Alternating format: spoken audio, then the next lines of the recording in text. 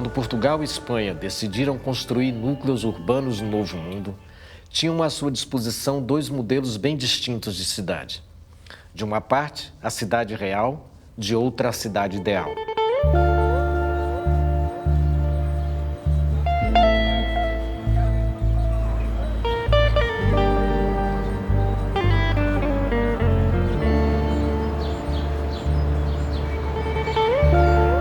Quando digo a cidade real, quero dizer a cidade tal como ela realmente existia na Península Ibérica. Cidade construída sob influxo árabe, cidade de fisionomia e caráter islâmico medieval.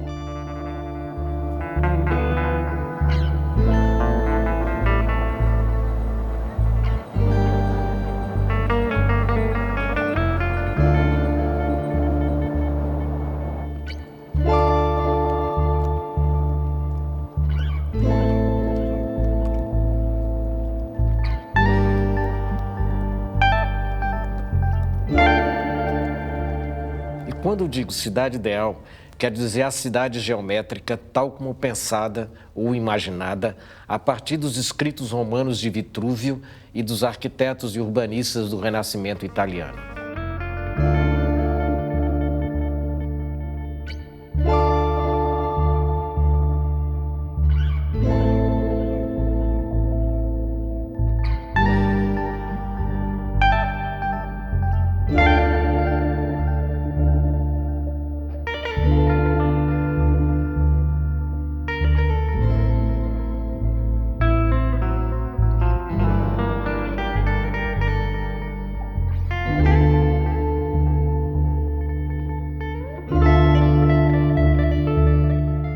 Entre esses dois modelos de cidade, a islâmica e a renascentista, as coroas lusitana e espanhola fizeram sua escolha recair sobre o segundo modelo. Optaram pela projeção atlântica do projeto renascentista. Não reproduziriam aqui os desenhos dos polos urbanos peninsulares. Espanhóis e portugueses partiram para transplantar para as Américas suas línguas, suas culturas, suas instituições, mas não as suas cidades.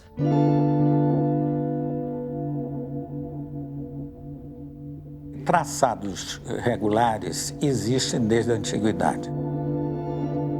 Ou quando são cidades fundadas, ou quando são cidades que foram reconstruídas. Mileto, na Grécia, foi toda refeita com uma quadrícula, e depois Éfeso, Pérgamo e outras também. Na China, tinha cidades desse tipo, nascidas também dessa circunstância de ser cidades fundacionais. Foram fundadas numa determinada época e você precisava ocupar rapidamente, porque a cidade ela tem o perigo de ter uma morte prematura se ela não se consolida em pouco tempo.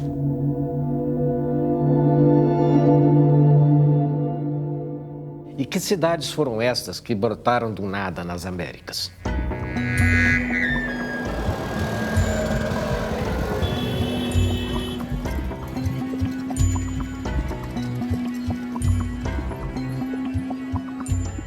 Foram cidades de fundação, de decisão política. Vamos fazer uma nova capital.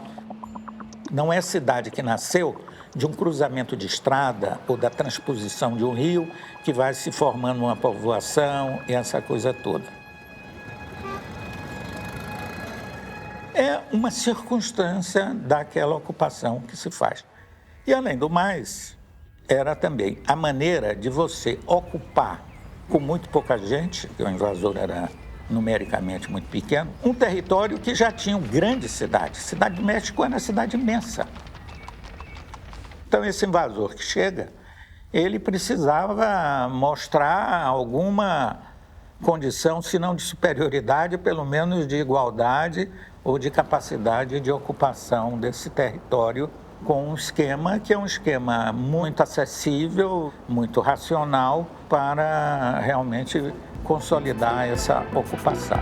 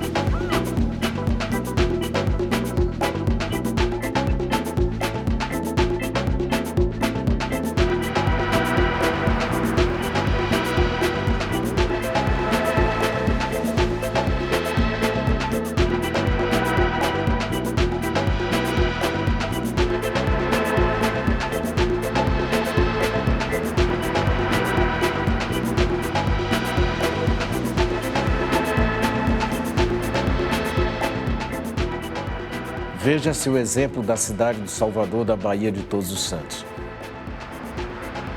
Foi inteiramente desenhada em Portugal, em prancheta lisboeta, por Miguel de Arruda, arquiteto mor do reino. Estudiosos lembram que o traçado da nova cidade foi um exercício de geometria e simetria. Quem anda pela mancha matriz da cidade percebe que ali está um centro reticulado em grelha, tratando de se adaptar à topografia. Enfim, o traçado é de um tabuleiro. Mas esta configuração geométrica não se manteve. Salvador cresceu de modo totalmente indisciplinado, orgânico, sinuoso, por um terreno muito acidentado. A claridade da geometria cedeu ao emaranhado, ao jogo desregrado de sombra e luz, às variações orgânicas.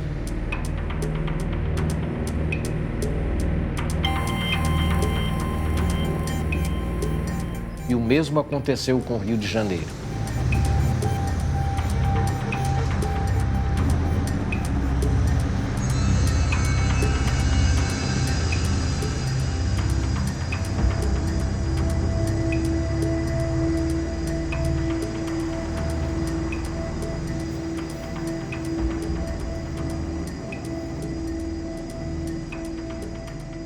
Assim, essas nossas primeiras cidades deixaram de lado o modelo ideal renascentista para se configurar como cidades islâmicas, no padrão das cidades portuguesas da Europa.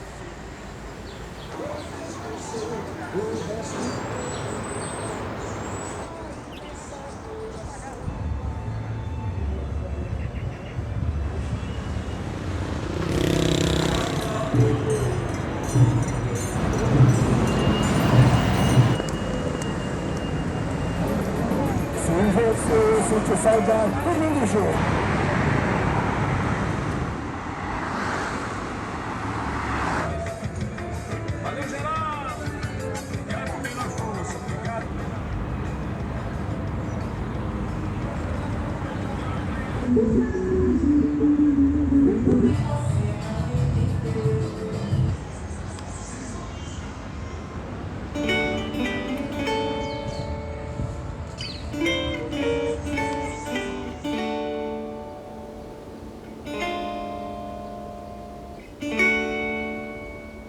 Se você perguntasse para alguém no século XVII se a pessoa era brasileira, possivelmente a pessoa ia responder que não, que ela era portuguesa.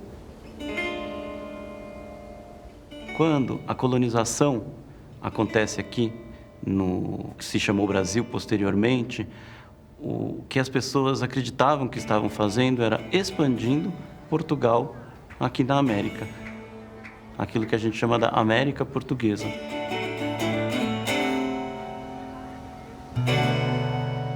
Ou seja, é mais até do que a ideia da influência portuguesa na urbanização. Eram as instituições portuguesas, era a justiça, era a religião, eram as relações de trabalho que estavam sendo expandidas para cá, para este território.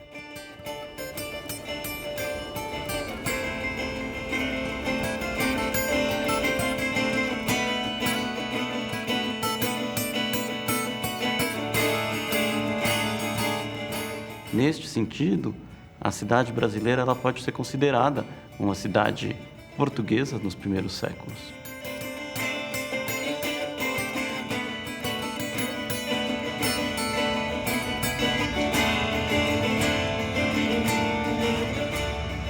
O urbanismo português não é um urbanismo regular, é um urbanismo regulado.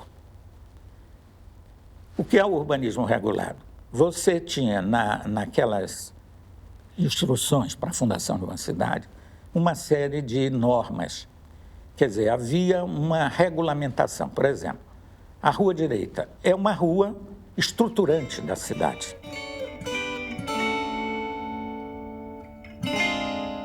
A distinção entre rua e travessa é outro elemento muito característico de funções diferenciadas. A rua é uma via de uma certa importância. A travessa, geralmente, um beco.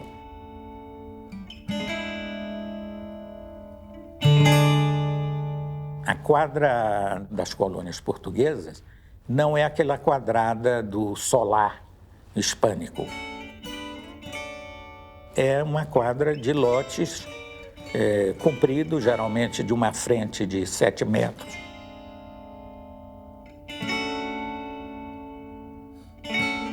E depois você tem 2 praças diferenciadas.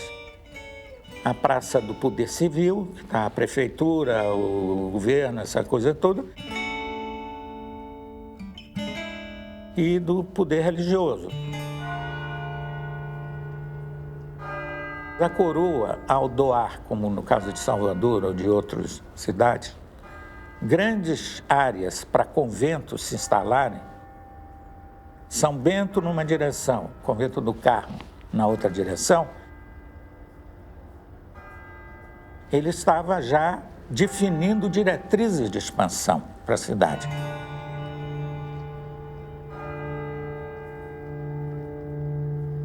Então, não é nem a cidade orgânica, como se fosse uma coisa natural, espontânea, nem a cidade de fundação toda geométrica, regularizada, tudo.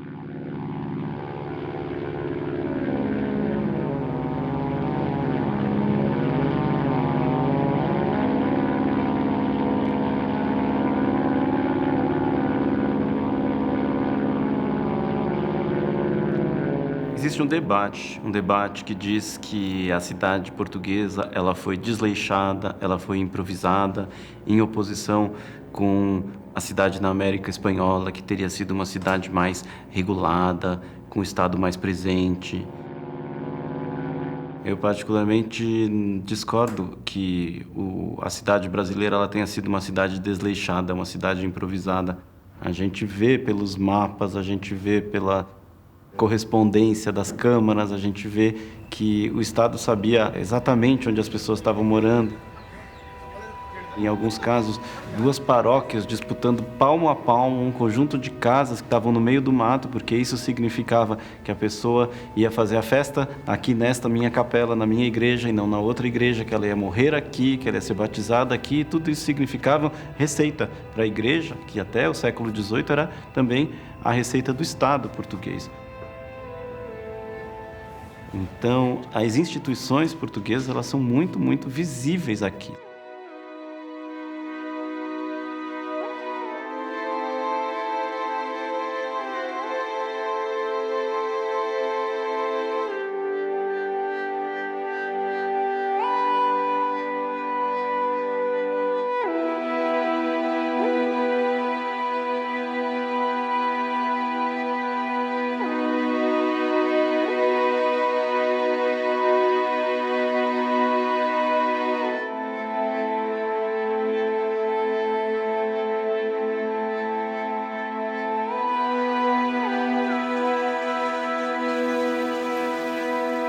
E a partir do século XVIII, os portugueses fizeram muitas cidades de traçado regular no Brasil,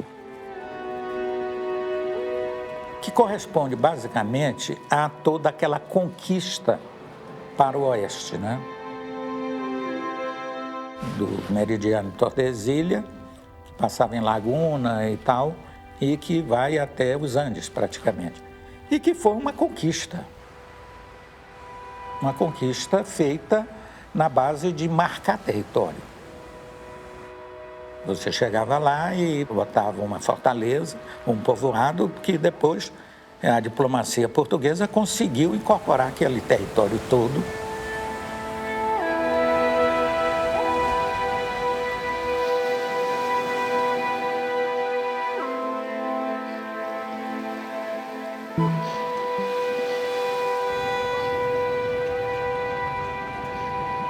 Você faz uma leitura da cidade, do território, simplesmente a partir da forma, fica parecendo um desleixo. Mas se você olha a partir dos aspectos administrativos, de como o Estado português quis controlar esse espaço, que depois se chamou Brasil, a gente vai contar uma história completamente diferente de muita presença do Estado.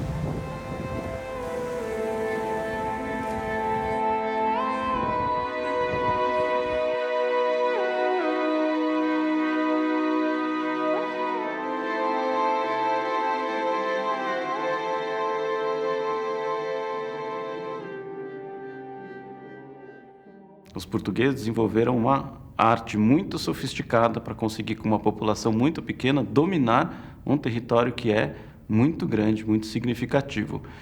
A ideia de que cada português, cada homem livre e de preferência proprietário de terras era de alguma forma representante do Estado português aqui.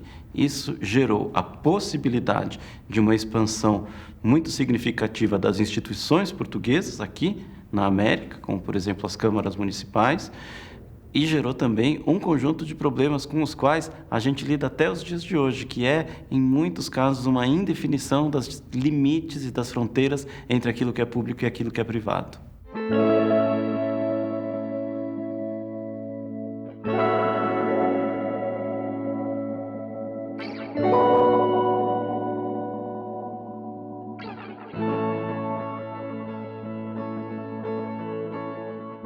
No Velho Mundo, o campo, a revolução agrícola criou a cidade.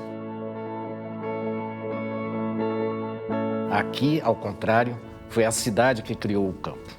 Primeiro, tivemos os focos urbanos e só depois os canaviais.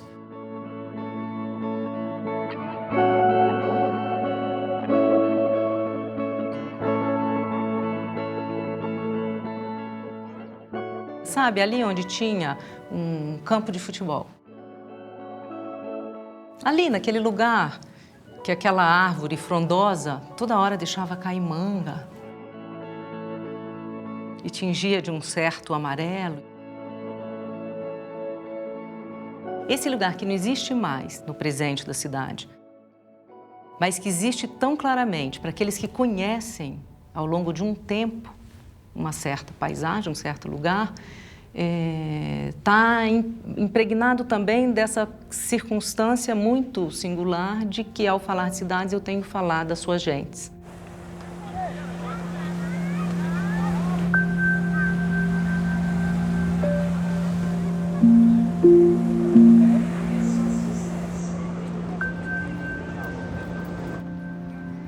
E do modo como essas gentes se estabelecem ali, do modo como essas pessoas criam uma lógica de viver,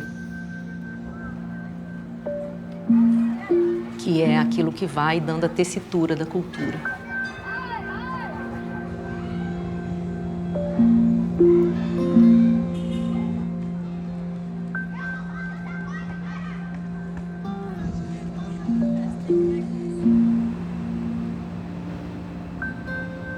Articular a paisagem presente, essas paisagens que se sobrepõem, que se apagam, que conflitam, parece ser uma das formas mais encantadoras de nos perceber nos registros possíveis daquilo que as paisagens deixam como traços materiais, das marcas dos nossos modos de estar naqueles lugares.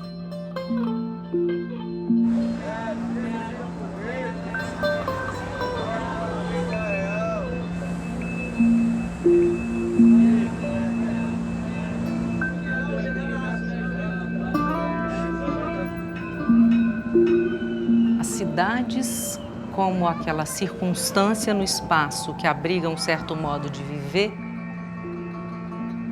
por mais que hoje estejam atravessadas por um excesso de contato e contaminação, por uma paisagem que sequer comum,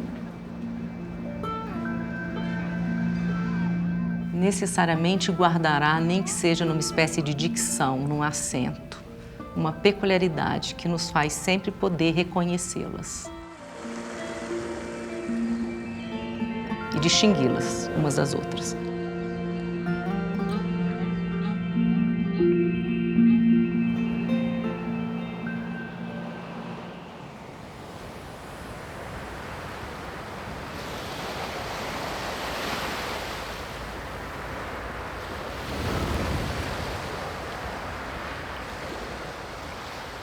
Pegar o barco e ir para Vila Abraão. Ainda avistando Lisboa, comer na carvoeira o peixe que aquele pescador deixou ali e que ainda não foi deslocado para tão longe.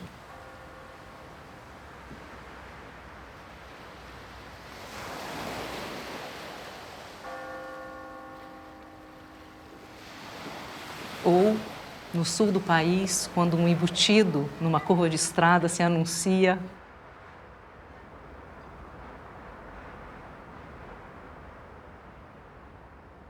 e você se permite adentrar naquela paisagem também por aquele paladar, também por aquele modo de te receber.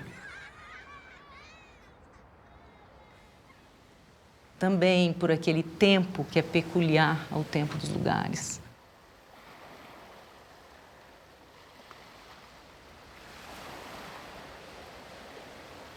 Acho que as cidades têm personalidades, por mais que a gente tenha já, e sobretudo atualmente, tecidos ou pedaços da cidade que sejam muito atravessados por um campo universal.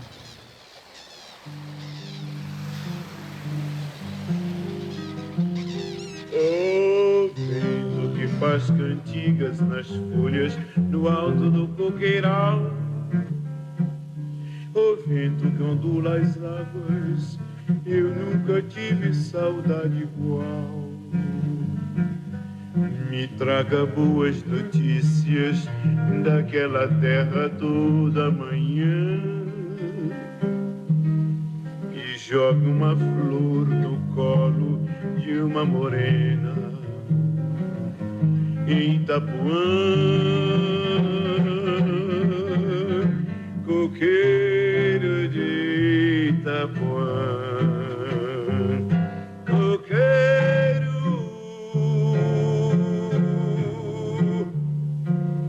areia de Itapuã, areia morena de Itapuã, morena, saudade de Itapuã, me deixa, me deixa, me